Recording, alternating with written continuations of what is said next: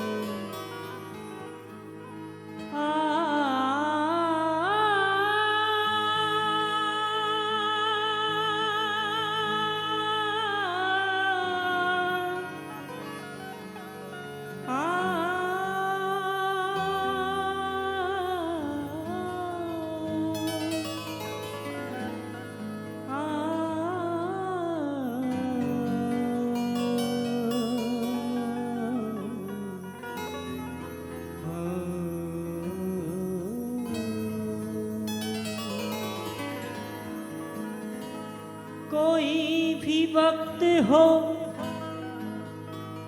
हंस कर गुजार लेता हूँ,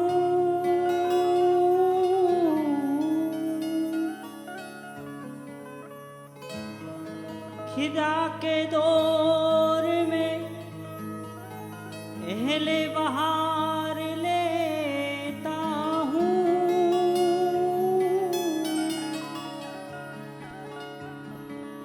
गुलों से रंग सितारों से रोशनी लेकर मैं अपने पिता का नक्शा उतार लेता, मैं अपने पिता का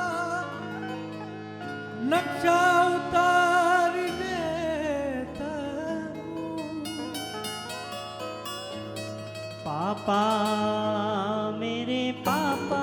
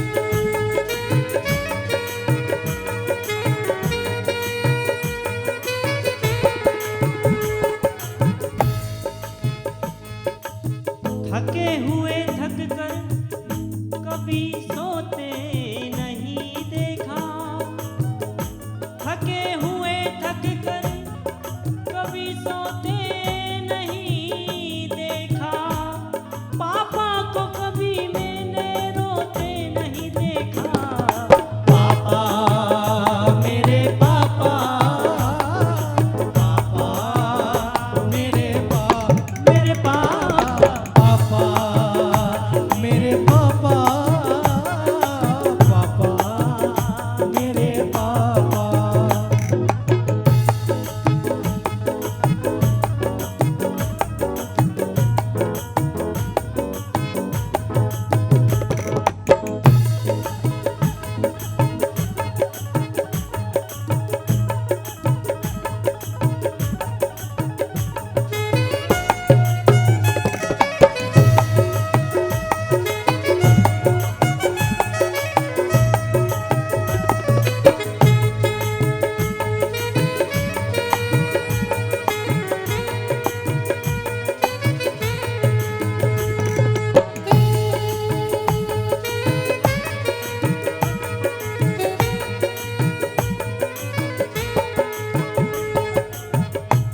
पापा की बदौलत ही मेरी शान है बहुत, पापा की बदौलत ही मेरी शान है बहुत।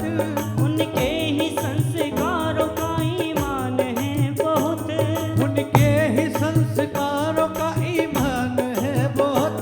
मिलता है उनके नाम से सम्मान है बहुत, मिलता है उनके नाम से सम्मान है बहुत। पापा के सगा मुझ पे एहसान है बहुत।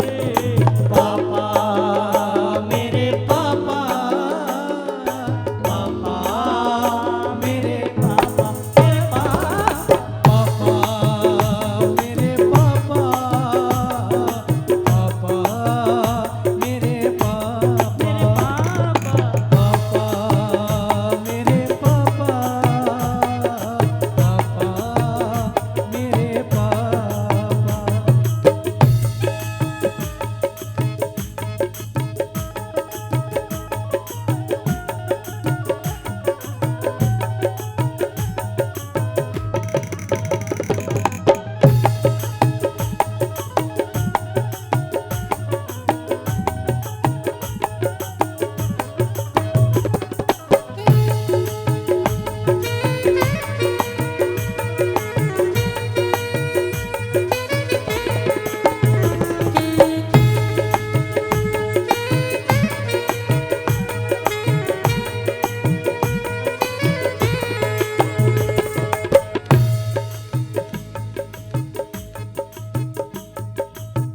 पिता से है शान तेरी,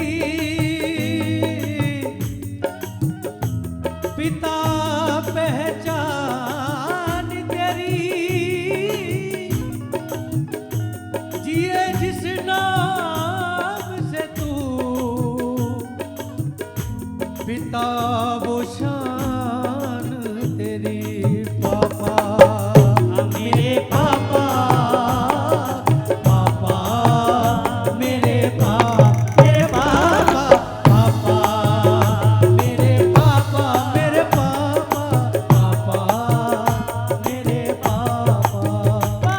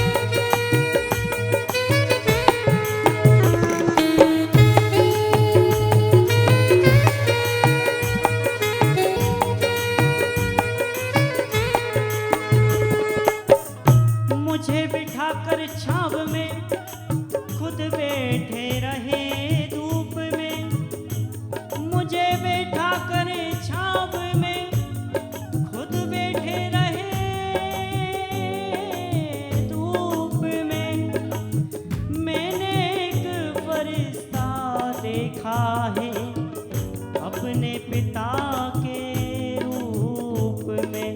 पापा मेरे पापा, पापा मेरे पापा, मेरे पापा, पापा मेरे पापा, पापा मेरे पापा, मेरे पापा, पापा मेरे पापा, पापा मेरे पापा।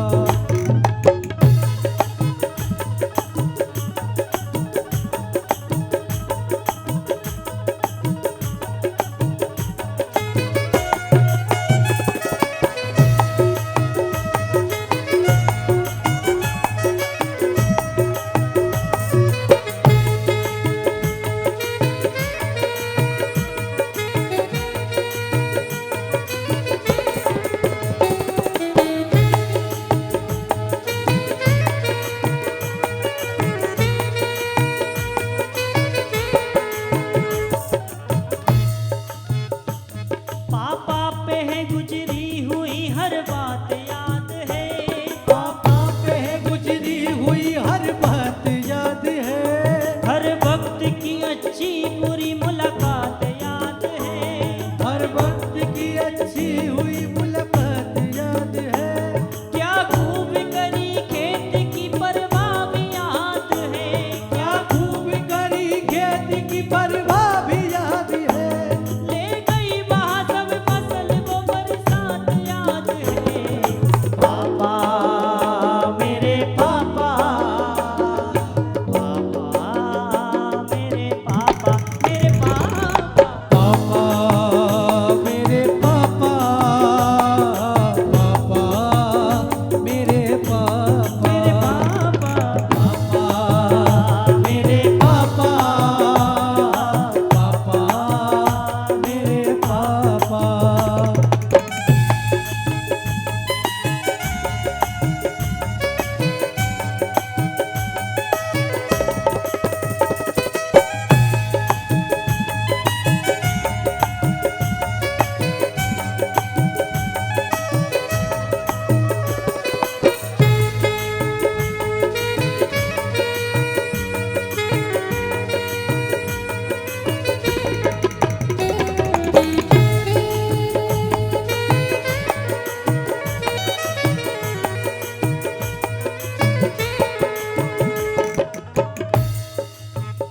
अंधेरी रात है साया तो हो नहीं सकता, अंधेरी रात है साया तो हो नहीं सकता।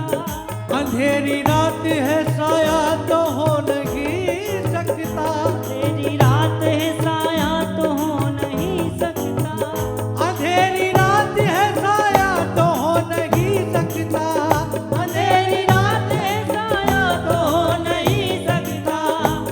ये कौन है जो मेरे साथ साथ चलता है? पापा मेरे पापा, पापा मेरे पापा, मेरे पापा, पापा मेरे पापा, मेरे पापा, पापा मेरे पापा।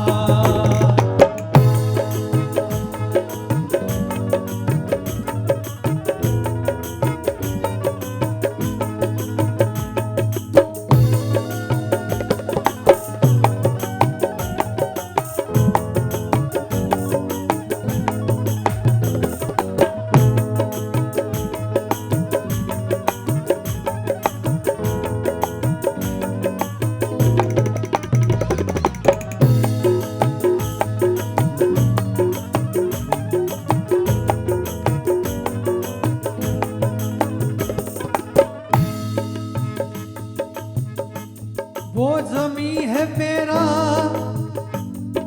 वो जमी है मेरा, वो ही मेरा आसमान है। वो जमी है मेरा, वो ही मेरा आसमान है। वो खुदा है मेरा, वो ही मेरा भगवान है। वो खुदा है मेरा, वही मेरा भगवान है। क्यों मैं जाऊं कहीं और उसको मैं छोड़ कर, क्यों मैं जाऊं कहीं और मैं उसको छोड़ कर, पापा के कदमों में मेरा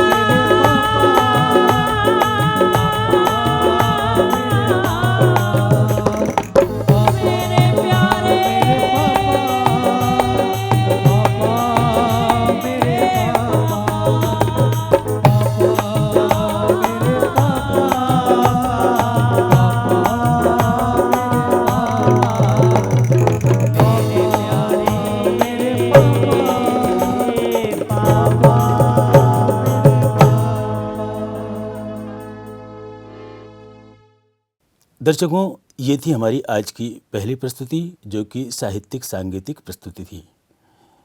हिंदी साहित्य में पिता का गौरवगान।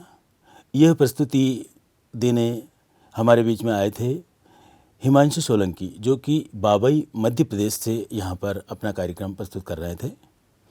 अब हम चलते हैं आज की दूसरी और महत्वपूर्ण प्रस्तुति की ओर। ये एक अनूठी प्रस्तुति है और एक तरह से हिंदी साहित्य अकादमी का नवाचार भी हम कह सकते हैं, क्योंकि अभी तक इस तरह का आयोजन जो है हमने यहाँ पर नहीं देखा। लेकिन हिंदी साहित्य अकादमी के माध्यम से पहली बार बाल कवियों की चौपाल के रूप में ये कार्यक्रम आपके समक्ष हम लेकर आ रहे हैं। दर्शकों, हम बता दें, बाल कवियों की चौपाल में आज के जो कवि शामिल हो रहे हैं, जो बाल कवि हैं, वो अपनी कविताएं प्रस्तुत करेंगे। उनमें सर्वश्री चित्रांश खरे, आद्या भारती, हर्ष सक्सेना, सोमेश शर्मा तथा अनुभूति त्रिवेदी।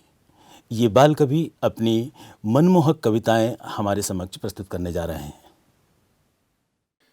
नमस्कार, मैं चित्रांशु वाघमारे। साहित्य अकादमी द्वारा आयोजित यह सारस्वत अनुष्ठान गमक, इस मंच पर मुझे अवसर देने के लिए सबसे पहले मैं साहित्य अकादमी का आभार व्यक्त करता हूँ। साहित्य अकादमी के आदरणीय निदेशक श्री विकास दवे जी, मेरे गुरु श्री महेश सक्सेना जी और आप सभी श्रोताओं के अभिवादन के साथ मैं छोटी छोटी रचनाएं प्रस्तुत करूंगा। पहली रचना के तौर पर मैं एक वर्षा का अभिनंदन गीत प्रस्तुत करना चाहता हूं। हमने अभी अभी मानसून का स्वागत किया, हम फिर गर्मियों के थपेड़े झेल रहे हैं और ऐसे समय में हमें फिर बादलों का स्वागत करने का मन करता है। इसी क्रम में एक छोटा सा गीत प्रस्तुत कर रहा हूँ कि भर गया भीतर हरापन, वो मेघ का संवाद आया, कि भर गया भीतर हरापन, मेघ का संवाद आया, कि आहटें मिलने लगी जब धुंध जमती खिड़कियों पर, कि आहटें मिलने लगी जब धुंध जमती खिड़कियों पर, और बूंद आकर झर गई जब आज बूढ़ी पत्तियों पर, कि यूं लगा जैसे किसी का खत महीनों बाद आया, कि यूं लगा जैसे किसी का खत महीनों बाद आया, कि भर गया भीतर हरापन, मेघ का संवाद आया। भर गया भीतर हरापन, मेघ का संवाद आया, और झूमती फिरती हवा में सरसराहट भर गई थी, और एक कूची बादलों का रंग गहरा कर गई थी, कि झूमती फिरती हवा में सरसराहट भर गई थी, एक कूची बादलों का रंग गहरा कर गई थी, कि एक भीनी सी महक थी और एक सौंधा स्वाद आया, कि एक भीनी सी महक थी, एक सौंधा स्वाद आया, और भर गया भीतर हरापन, मेघ का संवाद आया, कि इस तरह बिखरे के बादल खत सरीखे हो गए थे, और आसमानी डाकिए की पोटली से खो गए थे, इस तरह बिखरे के बादल खत सरीखे हो गए थे, आसमानी डाकिए की पोटली से खो गए थे, कि खत कहाँ होंगे अचानक, कि खत कहाँ होंगे अचानक, डाकिए को याद आया, खत कहाँ होंगे अचानक, डाकिए को याद आया, भर गया भीतर हरापन, मेघ का संवाद आया, भर गया भीतर हरापन, मेघ का संवाद आया। अंतिम छंद प्रस्तुत कर रहा हूँ कि झर रहा था किंतु चलता एक मंथर चाल सावन, कि झर रहा था किंतु चलता एक मंथर चाल सावन, और फिर पिछले महीने आ गया भोपाल सावन, कि और फिर पिछले महीने आ गया भोपाल सावन, कि वो अलीगढ़ भी गया था और वो इलाहाबाद आया, कि वो अलीगढ़ भी गया था वो इलाहाबाद आया, कि भर गया भीतर हरापन मेघ का संवाद आया। बहुत बहुत धन्यवाद। नमस्ते, मेरा नाम अनुभूति त्रिवेदी है। आज मैं आपके सामने कुछ कविताएं प्रस्तुत करना चाहूँगी। मेरी पहली कविता का शीर्षक है आशाएं। सोच सकारात्मक रखो हमेशा, ईश्वर और खुद पर रखो भरोसा। सुख आता और जाता है, दुख हमेशा न ठहर पाता है। सूरज आता चंदा आता, मौसम आता जाता है। जो करे मेहनत और सोचे अच्छा, वही मंजिल को पाता है। दूर की सोचो दिल की सुनो, फिर दिमाग में उसको गुनो। मंजिल को जब तुम पा जाओगे, दुनिया की नज़रों में तुम छा जाओगे। दुनिया करेगी तुम्हें सलाम, जग में होगा तुम्हारा ऊंचा नाम। मेरी दूसरी कविता का शीर्षक है बरखा बदरिया। बादलों ने पहनी काली चुनरिया, झूम के बरसी आज बरखा बदरिया। बादलों ने पहनी काली चुनरिया, झूम के बरसी आज बरखा बदरिया। खेतों और कलियानों ने उड़ा दी धरा को धानी चुनरिया, झूम के बरसी आज बरखा बदरिया। तपती धरती पर जो पड़ी बारिश की बूंदें, तपती धरती पर जो पड़ी बारिश की बूंदें। तपन हुई शांत मन हो गया बावरिया, झूम के बरसी आज बरखा बदरिया। फूलों पत्तों पर हुई अमृत की वर्षा, फूलों पत्तों पर हुई अमृत की वर्षा। जो कली कली खिल गई, धरती जो धुल गई, हरी भरी हो गई अपनी नगरिया। झूम के बरसी आज बरखा बदरिया, झूम के बरसी आज बरखा बदरिया। बादलों ने पहनी काली चुनरिया, झूम के बरसी आज बरखा बदरिया। धन्यवाद। नमस्कार, मेरा नाम हर्ष सक्सेना है और आप सभी के बीच मैं अपनी कुछ कविताएं पेश कर रहा हूं। पहली कविता जो कि मैंने, अब कोरोना में हम पूरे बंद हो गए थे एक तरह से, तो जो पहले के दिन थे, कोरोना से पहले के दिन, मैंने उन पे कुछ कविता लिखी है कि याद बहुत आते हैं वो मस्ती वाले दिन, कि याद बहुत आते हैं वो मस्ती वाले दिन, और घूमते फिरते साथ में जाते बस्ती वाले दिन। कि याद बहुत आते हैं वो मस्ती वाले दिन, और घूमते फिरते साथ में जाते बस्ती वाले दिन। और शादी में मिलकर खाना साथ खाते वाले दिन। और ये कैसा कोरोना आ गया, कहाँ गए वो दिन, कि ये कैसा कोरोना आ गया, कहाँ गए वो दिन। अब जो बच्चे हैं वो इस कोरोना काल में क्या बोल रहे हैं कि घूमते फिरते सैर करते मस्ती में हम रहते, टेंशन नामक चीज नहीं रहती खेलते हम रहते।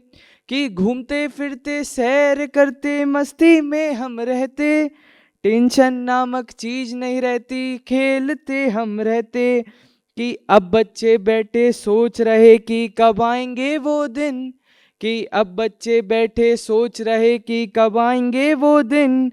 अब बिना दाम पुकवाई के हम दाम देंगे हर दिन, अब बिना दाम पुकवाई के हम दाम देंगे हर दिन।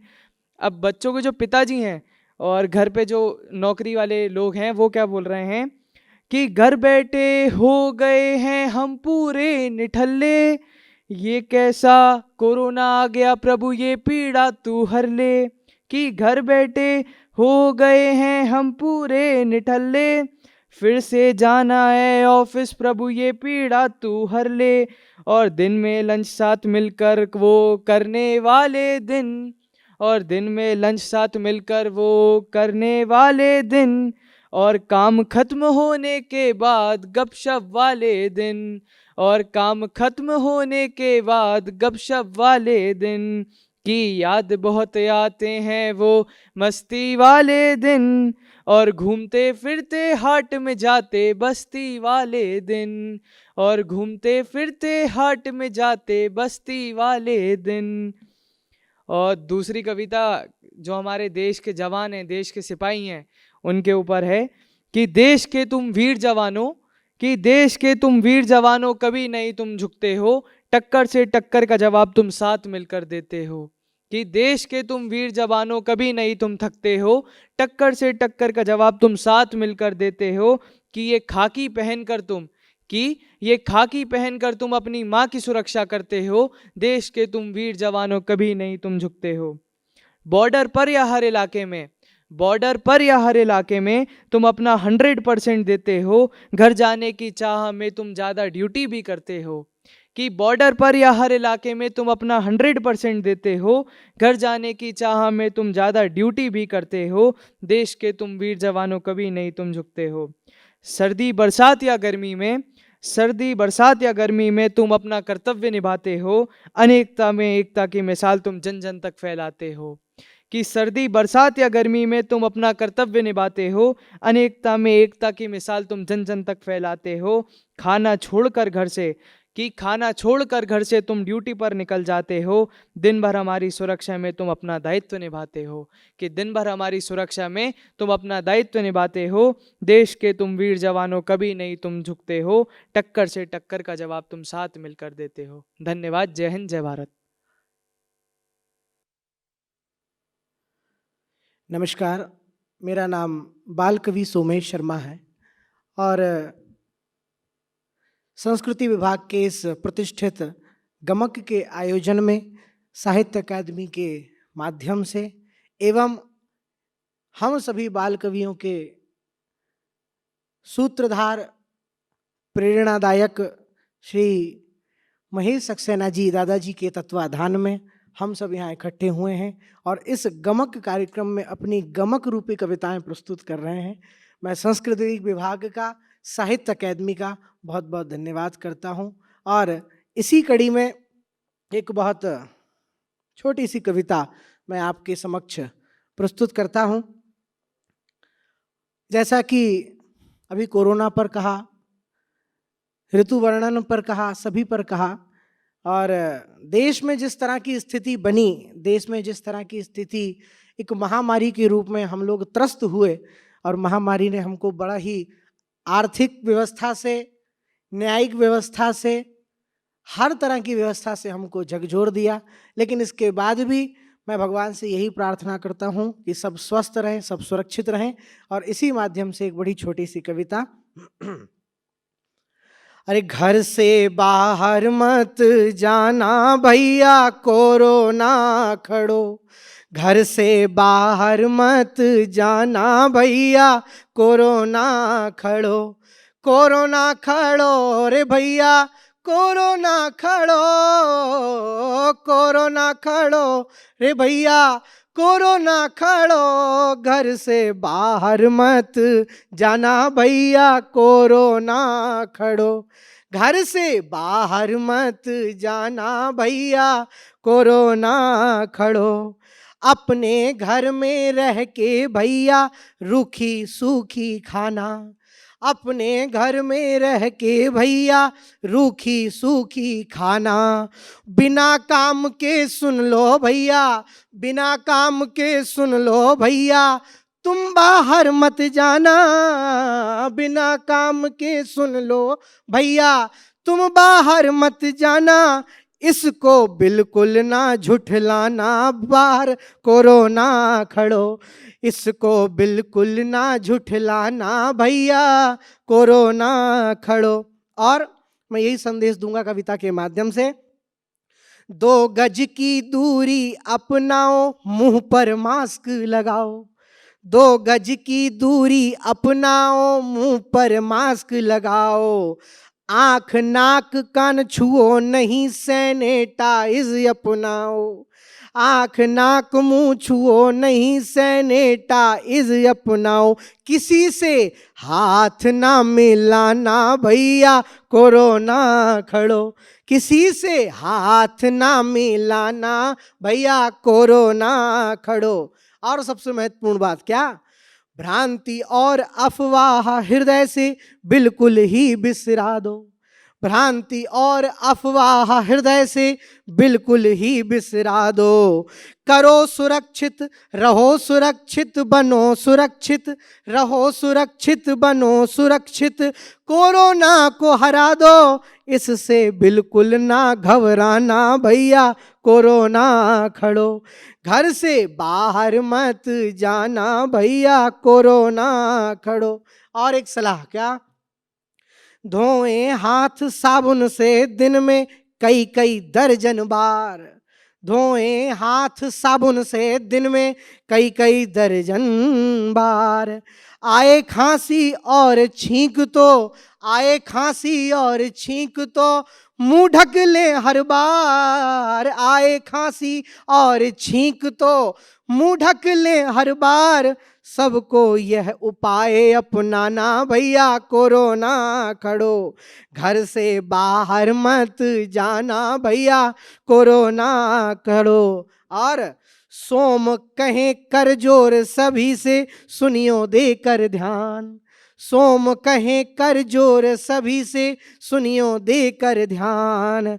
सैनिटाइज होते रहिए श्रीमती श्रीमान। सैनिटाइज होते रहिए श्रीमती श्रीमान। युवाओं सुनो लगा कर ध्यान, बाहर कोरोना खड़ो। घर से बाहर मत जाना भैया, कोरोना खड़ो। और सबसे महत्वपूर्ण बात कविता के अंतिम बंद में क्या? मुझे पता तुम हो फौलादी, तुम हो भारतवासी। मुझे पता तुम हो फौलादी, तुम हो भारतवासी। अरे इतना करो उपाय रे भैया, इतना करो उपाय रे भैया, कोरोना हो जाए सन्यासी। इतना करो उपाय, कोरोना हो जाए सन्यासी। अभी सब मिलकर एक रहो ना भैया, कोरोना खड़ो। घर से बाहर मत जाना भैया, कोरोना खड़ो। बहुत बहुत धन्यवाद। नमस्कार दोस्तों, मेरा नाम आद्या भारती है और आज साहित्य अकादमी संस्कृति संचालनालय द्वारा जो आज मुझे अपने विचार प्रस्तुतिकरण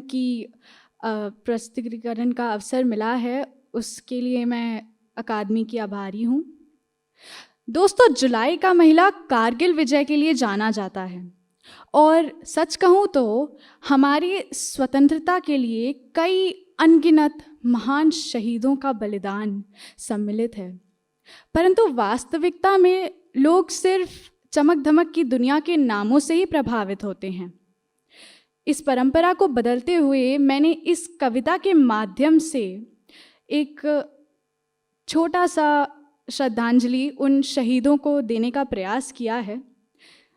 इस कविता का शीर्षक है शहीदों के सम्मान में लिखना। प्रस्तुत है।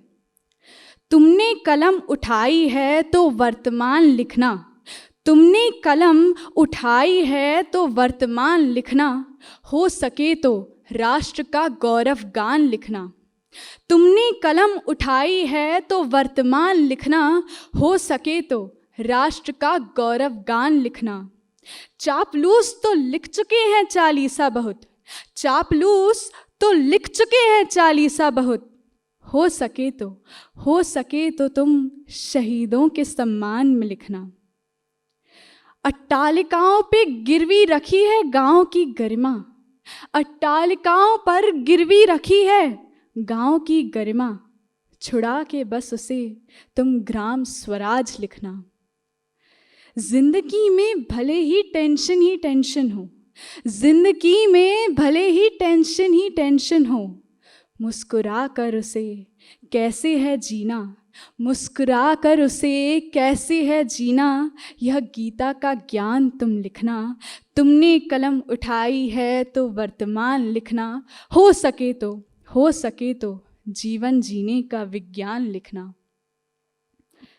कहीं मिलेगी प्रशंसा, कहीं मिलेगी प्रशंसा, तो कहीं भावनाएं भी होंगी आहत, कहीं मिलेगी प्रशंसा तो कहीं भावनाएं भी होंगी आहत। लेकिन हार को जीत में कैसे बदलें, लेकिन हार को जीत में कैसे बदलें, ये आख्यान तुम लिखना। गर्वित मत होना अपने अतीत पर केवल, गर्वित मत होना अपने अतीत पर केवल, कैसे हो सुनहरा भविष्य का निर्माण, यह विज्ञान तुम लिखना।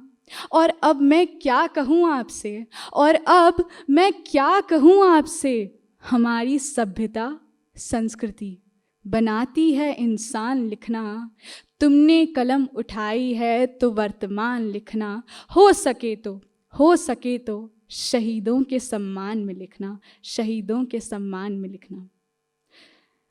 दोस्तों, नींद में तो सपने सभी देखते हैं, किंतु मेरी जो अगली कविता है यह खुली आंखों के सपनों के बारे में है।